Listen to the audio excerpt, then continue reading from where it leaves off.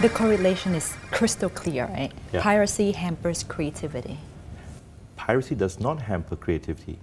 Piracy creates leakages so that when the people create, they cannot monetize. Mm-hmm. So as a result of not monetizing, people give up.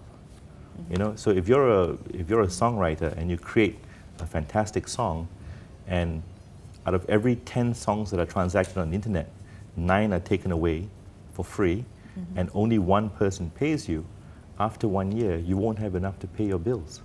So then you think, do I go and work in a bank? Or do I go and work in Tesco or whatever? Or do I continue writing songs? Mm-hmm. And you know what? People are human. Economic matters matter. Mm-hmm. And come a stage where I go, I can't afford to be an artist. I can't afford to be in the business. I'll go work in the bank, you know? And that's the end of the dream. And I'm here to try and create more opportunities for people to dream. And I hope that the Thai government understands where I'm coming from and gives us the kind of assistance we need. Mm-hmm. How bad is the situation in Thailand compared to other countries in the region? Pretty bad. I mean, in ASEAN, Thailand's probably one of the worst. I think the profit margins of all the major record labels, whether it's EMI is no longer in Thailand, by the way. EMI is pulled out of Thailand. Mm-hmm. Whether it's Warner, whether it's Sony, whether it's Universal, we're all struggling. Mm-hmm. I think Korean songs, especially K-pop, yes, it's very big in Asia right now. But that's a very interesting case study. I mean, Korea 7 years ago was, you know, they hit the rock bottom and they kept digging. You know, it was that bad, you know.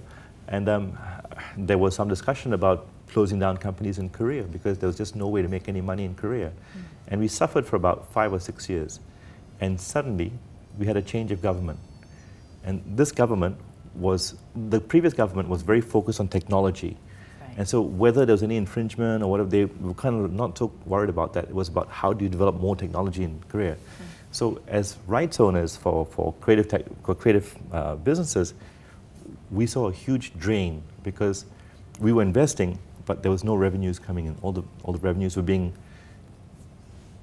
leaked out, you know? Mm-hmm. So the film industry in Korea suffered, the music industry in Korea suffered, everybody suffered. And then it took the realization that Korea was losing a huge opportunity because they had seen a spike in their movie business. And then suddenly, overnight, that spike just went straight into the floor. And the government kind of realized something is happening here that is killing the creative industries. Mm-hmm. And they brought in these new measures to put some framework of protection over the film and the music business in Korea. Within 24 months, within 2 years, the film business is back on top again. You've seen the Korean music business, the explosion of Korean repertoire across Asia. I mean, there's no reason why Thai repertoire can't emulate the Koreans because the Koreans aren't singing in English. They're singing in Korean. Do you know what they're saying? I have no idea what they're saying. All I just know is that they look good, you know, and they're very good at what they do. So are the Thais capable of emulating the Koreans? Of course they are. Conceptually, there is enough talent in Thailand to make it. The problem that we have in Thailand is sometimes, and I gave the example of the Hugo Boss shirt, you know, there's 2 Hugo Boss shirts, both look identical. One's a white shirt that says Hugo Boss, one's a white shirt that says Hugo Boss. One is being sold in Thailand, a white shirt with a Hugo Boss mark on it, being sold for 500 baht. Then there's another Hugo Boss shirt being sold in Hugo Boss in Singapore or Los Angeles or Hong Kong or wherever you want, and it's being sold for 10,000 baht, right? It's the same shirt.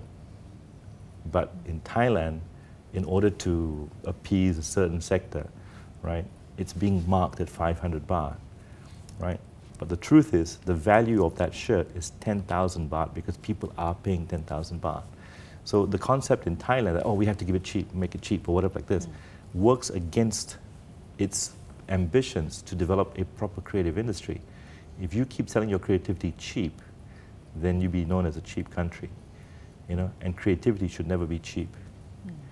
You know, a good painting should be expensive because it's a good painting. A good singer should be treasured because they're a good singer. You know, why would you pay Lady Gaga $1 million to come to Thailand, but you will only give your own artist 1,000 baht, for for a show, which is what some artists are doing. I mean, if you go to the beer gardens, you see some Thai artists performing for 1,000 baht a night. Are they really that bad? No, they're very good. If they're very good, why are you paying 1,000 baht? Oh, that's the price. That's the Thai price. Is that right? I don't think so. You know, so you create this perception that your own local value is low. But I was talking about the two Hugo Boss shirts. You look at both of them, it says on the collar, made in Thailand. So the shirt was manufactured in Thailand. So what does Thailand get? Well, Thailand gets 500 baht both ways. The illegal copy, 500 baht, that's what you got. The legitimate copy, well, you got 500 baht for manufacturing it, but Hugo Boss made 9,500 baht because they built the quality name on the creativity. You know, so does Thailand have the ability to emulate this and create the quality of Hugo Boss? Of course you do. You were the guys who made it. But you've priced yourself in a perception that you guys are cheap. In terms of creative talents, you don't think we have any problems to compete in other markets, in the global market? Have you ever been to Chatuchak or any one of your goods markets? Look at the creativity of the Thai people. Look at the quality of what they can do. The Thai people are very creative. You know, in fact, I would put them far higher up the creative scale in Asia than several other countries, and I can't mention them because then people get offended. But I mean, you want to know how creative Thai people are? Thai people are probably, I always, when I explain how I see Thailand in the scale of Asia, I say Thailand is the France of Asia. You know, that the food, the perception, the art, you know, I always say that Thailand is how I would say, you know, if you're talking to a European, tell me about Thailand. Well, I'll say, well, you know, France? Well, Thailand's like the France of Asia. You know, I kind of like use that thing, and they get it, they understand, you know, because there's a lot of the Thai society, of the creativity, of the culture of food, the culture of language, which are very, very prevalent in the French community. So when you're saying, you know, are Thai people creative? Thai people are incredibly creative. But like I said, you can choose to value them at this level, or you can choose to value them at this level. It's up to you. So there shouldn't be any problem for Thai artists to break into the Asian Short market. answer, looking at what I know about Korea, looking at what I know about the Thai market, the short answer is no. The question is whether we have the determination and whether we have the belief. If you doubt yourself and you don't have the drive, or you are scared, never going to happen.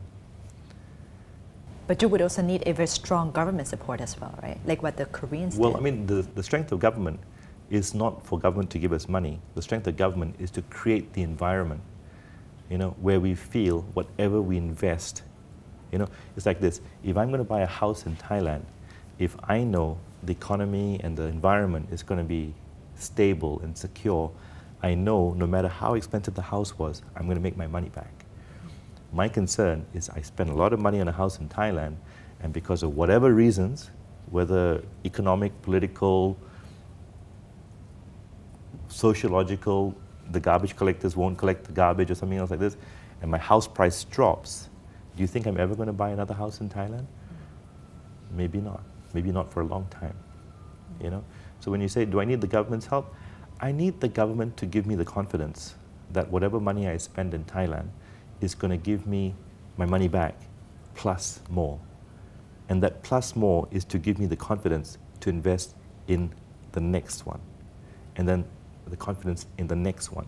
Because is it going to be the first artist I sign in Thailand that's going to be the worldwide hit?